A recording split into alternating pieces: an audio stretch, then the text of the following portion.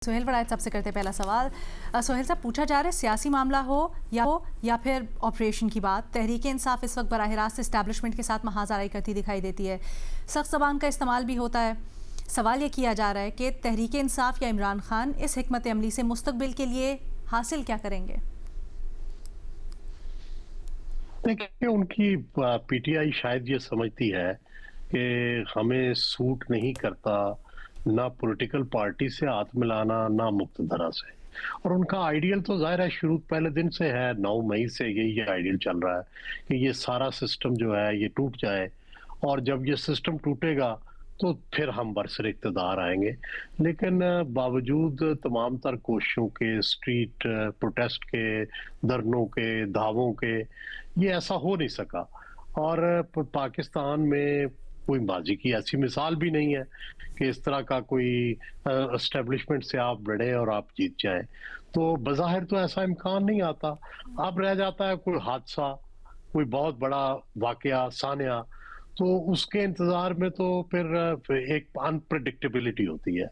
तो बुनियादी बेहतरीन तरीका दुनिया में तो यही होता है, रिकन्सिलिएशन, डायलॉग, आपस में जो है बैठ के बात करें, वो ज्यादा बेहतर तरीका है। मैं तो पिछले 3 साल से यही बात कर रहा हूँ, और शायद किसी भी तरफ इसकी कोई एक्सेस नहीं है, सुनवाई नहीं है, लेकिन अल्टीमेटली रास्ता तो यही चुना जाएगा। जब भी लड़ाई खत्म होगी तो फिर क्या होगा, मुज़ाकरात या कोई दरमियानी रास्ता। अच्छा सोहेल साहब, माजी में देखा गया है कि सियासी जमातों की तरफ से, अभी हाल ही में नून लीग की तरफ से भी जैसे एक प्रेशर बनाने के लिए कहें या इफ़हाम तफ़हीम या बात करने के लिए, तवज्जो हासिल करने के लिए भी मुज़ाहमत दिखाई जाती है। क्या आप समझते हैं पाकिस्तान तहरीक इंसाफ और दीगर सियासी जमातों का इस मामले में क्यों रिज़ल्ट मुख्तलिफ है? नून लीग के केस में हमने देखा मुज़ाहमत हुई, उसके बाद कहीं ना कहीं मफाहमत का रास्ता बन गया। पाकिस्तान तहरीक इंसाफ के लिए क्या ये हो सकता है या नहीं? फिलहाल नहीं हो सकता। तो देखिए, जो नून लीग है और पीपल्स पार्टी है, उनकी अगर माजी की सियासत देखें तो वो साथ साथ मुज़ाकरात करते थे, एस्टेब्लिशमेंट के साथ भी, पॉलिटिकल पार्टीज के साथ भी, और उन्हें जो रास्ता बेहतर मिलता था उस रास्ते पे चले जाते थे। पीटीआई ने ये दोनों दरवाजे ही बंद कर रखे हैं, ना उन्होंने सियासी जमातों से मुज़ाकरात किए, ना उन्होंने एस्टेब्लिशमेंट से किए। तो जब आप अपने दरवाजे ही बंद रखे हैं और आपका ख्याल है कि खुद ही तूफान चल के हमारे पास आ जाएगा, या उनका ख्याल था कि हम तूफान से सब दरवाजे तोड़ देंगे, तो ये दोनों ख्वाहिशात पूरी नहीं हुई अभी तक। तो अब वो इंतजार में है कब पूरी हो। Thank you so much Sohail Waraich साहब।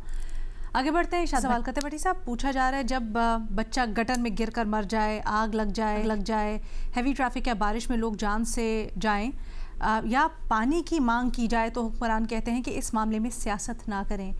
आप बताएं, सियासत फिर किस चीज़ पर की जाए? मैडम शेख, बड़ा बारीक सा फ़र्क है। वैसे तो दुनिया में सियासत इबादत का दर्जा रखती है और सियासत आवाम की खिदमत होती है, लेकिन चलो पाकिस्तान की बात कर लेते हैं। बड़ा बारीक सा फ़र्क है हुकूमत करना, हुक्मरानी करना, अपनी रिस्पॉन्सिबिलिटी जानना, या कि जब कोई ब्लंडर हो जाए, जब कोई नाअहली हो जाए, जब कोई गफलत हो जाए तो उस पर सियासत करना। अब आप देख लीजिए, गुल प्लाज़ा का मिसाल ले लेते हैं, क्योंकि ये अभी ताज़ा सानिया हुआ है। इस पे आप अंदाज़ा कीजिए कि अभी मेयर साहब और पीपल्स पार्टी वाले कर क्या रहे हैं। वो कर ये रहे हैं कि ज़रा लीज़ निकालिए कि ये इजाज़त किसने दी इस इमारत की। ज़रा और चीज़ कीजिए कि MQM के कितनी ख़राबियाँ हैं। भाई होंगी ख़राबियाँ, भाई लीज़ भी ख़राब होगी। मसला ये है मेरे भाई कि आग लगी तो आग बुझाई क्यों नहीं गई? मसला ये है कि मेयर आप हैं और 17 साल से हुकूमत आपकी है सिंध पे, तो आप कहाँ थे 23 घंटे? सिर्फ गवर्नर सिंध क्यों खड़ा था उस मौके पे? और गवर्नर सिंध को क्यों टेलीफोन करने पड़े, फलां महकमे को कर दो, फलां महकमे को कर दो? अगर गवर्नर सिंध की एफर्ट से 22 लोग निकल सकते हैं गुल प्लाजा से, तो आप अगर बर वक्त होते, आपका बर वक्त एक्शन हो जाता, तो ये इतना बड़ा डिजास्टर ना होता।